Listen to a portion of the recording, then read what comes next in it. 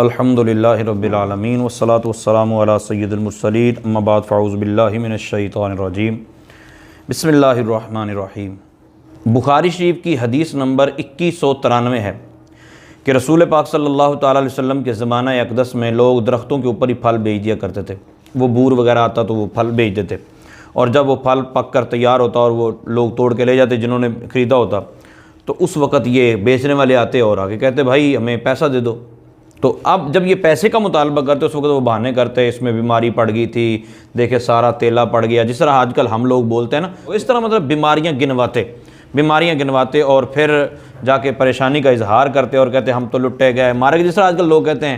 نبی پاک صلی اللہ تعالیٰ علیہ وآلہ وسلم کی بارگاہ میں پھر مسائل آنے لگے کہ خریدار یہ کہتا کہ یا رسول اللہ مجھے گھاٹا پڑ گیا، اور بیچنے والا کہتا یا رسول اللہ صلی اللہ علیہ وسلم میں نے تو بیچ دیا تھا، اب ان کی سر درد ہے کہ کیا کرنا۔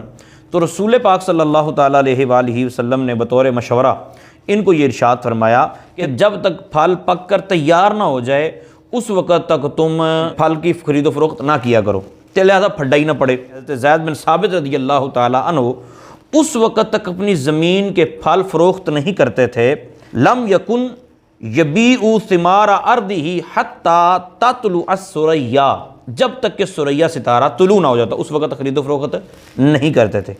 اس طرح مختلف روایات مسند احمد میں بھی ہیں اور مصنف ابن ابی شیبہ میں بھی ہیں، دیگر کتابوں کے اندر بھی یہ آپ یوں سمجھے کہ بے شمار روایتیں رسول پاک صلی اللہ تعالیٰ علیہ وسلم کے اس مشورے کے حوالے سے کہ جب تک پھل پک کر تیار نہ ہو اس وقت تک پھل کی خرید و فروخت نہ کی جائے۔ اور پھل پک کر کب تیار ہوتا ہے؟ رسول پاک صلی اللہ علیہ وسلم کے فرمان سے بھی یہ بات ثابت ہوتی ہے، وہ میں بھی عرض کرتا ہوں کہ نبی پاک صلی اللہ تعالیٰ علیہ وسلم نے ارشاد میں جب صبح والا ستارہ طلوع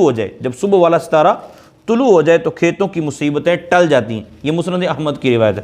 اب وہ صبح والا ستارہ کون سا ہے؟ تو وہ ثریا ستارہ ہے، یہ روایتیں بھی ملتی ہیں۔ اچھا وہ ستارہ کب طلوع ہوتا ہے؟ یہ میرے پاس تفسیر قرطبی ہے، دارالحدیث قاہرہ سے چھپی ہے، اور اس کی جلد نمبر 4 ہے، سورہ انعام کی آیت نمبر 99 کے تحت یہ بیان کیا جاتا ہے کہ حضرت ابو ہریرہ رضی اللہ تعالیٰ عنہ سے روایت ہے، رسول پاک صلی اللہ تعالیٰ علیہ وسلم نے ارشاد فرمایا کہ جب صبح والا ستارہ طلوع ہوتا ہے تو شہر کی آفات و بلیات دور ہو جاتی ہیں۔ وہ ستارہ کب طلوع ہوتا ہے؟ اس کا جواب دیتے ہوئے آپ ارشاد فرماتے ہیں، یہ تفسیر قرطبی میں، کہ جب شہر ایار کی 12 راتیں گزر جاتی ہیں۔ اب شہر ایار کس کو کہتے ہیں؟ تو شہر ایار کے حوالے سے یہ میرے پاس المنجد ہے، مطلب لغت کی اب جو بھی کتابیں اٹھا کے دیکھیں گے تو منجد کے لکھا ہے ایار سے مراد ماہ مئی ہے۔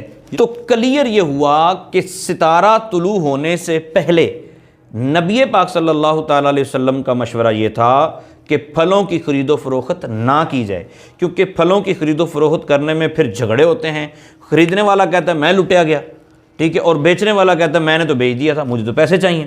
اب اس پھڈے سے بچنے کے لیے جب پھل پک کر تیار نہ ہو جائیں، پھلوں کی آفات و بلیات جو ہیں وہ دور نہ ہو جائیں، اس وقت تک آپ خرید و فروخت نہ کریں۔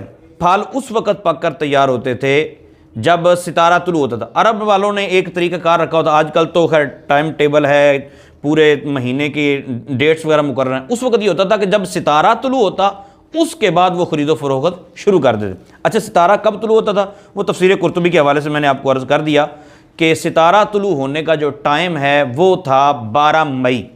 یہ جتنی روایتیں آپ نے سماعت کی ہیں، یہ اس طرح کی اور بھی روایتیں، ان سے مراد وبا جو عام پھیلی ہوئی کرونا وائرس نہیں ہے، ٹھیک ہے، یہ جو بڑی بڑی وبائیں پھیلتی ہیں یہ اس سے مراد نہیں ہیں، اس سے وہ وبائیں مراد ہیں جو پھلوں کو لگتی ہیں۔ تو وبا کی ایک علامت بیان کی گئی تھی ثریا ستارے کا طلوع ہونا۔ اب ثریا ستارہ طلوع ہونا یہ ہے علامت، اس سے پہلے پھل پک کر تیار ہو جائیں تب بھی بیع ہو سکتی ہے، ٹھیک ہے، اس کے بعد پھل پک کر تیار ہوں، اس کے طلوع ہونے کے بعد بھی پھڈا ہو سکتا ہو، تو آپ پھل پکنے کا انتظار کریں گے، کیونکہ بعض پھل عرب کے اندر جو پھل ہوتے تھے وہ کھجوریں وغیرہ وہ انہی دنوں پک جاتی تھی۔ ہمارے ہاں جو ہے 6 ماہ اور ہوتے ہیں، 6 ماہ اور ہوتے ہیں، بلکہ اب 3 ماہ والی فصلیں آنا شروع ہو گئی۔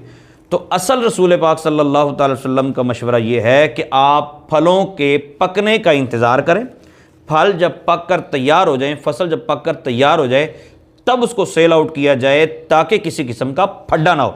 اب آپ سمجھ گئے ہوں گے کہ بات کہاں کی تھی اور کہاں جا کے لے جا کے فٹ کر دی کہ جی وہ یہ وبا جو ہے کرونا وائرس یہ 12 مئی کو جا کے تو ختم ہو جائے گا، بس اب یہ ہونے والا ہے تو وہ ہونے والا ہے، روایت میں آ گیا ہے۔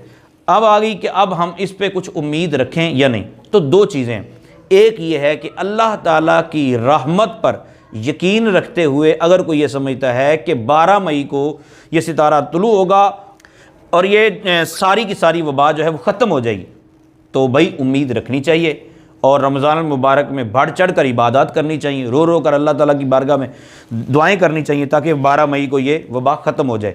لیکن دوسری سائڈ پہ اگر کوئی اس نوعیت سے دیکھ رہا ہے کہ بھائی 12 مئی تک ہم نے کرنا ہے دکانیں بند، 12 مئی تک لاک ڈاؤن رکھنا ہے، اس کے بعد ہم نے بالکل باہر آ جانا ہے کیونکہ 12 مئی کو حدیثوں میں آ گیا تو ستارہ طلوع ہو جائے گا تو سب کچھ ختم ہو جائے گا، تو یہ بات درست نہیں ہے. اللہ تعالیٰ کی رحمت پہ یقین اور اللہ تعالیٰ کے عذاب کا خوف ہمیں اپنے سینے میں بسانا ہے. اللہ تعالیٰ عمل کی توفیق عطا فرمائے.